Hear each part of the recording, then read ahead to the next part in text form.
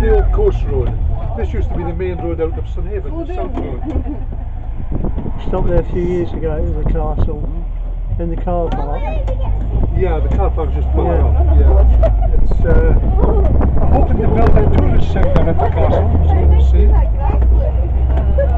And if they do, they'll surely build a road down to it. Because we kind of get very close, you know. So. Remember when you kept the crown jewels there? Sorry? Remember when you kept the Scottish crown jewels there? Yes, they did. That is correct.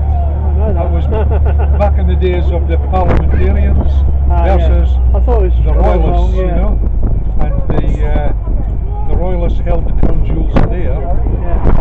And but they were laid siege to by the royalists, and they two ladies sneaked them out into Church Park.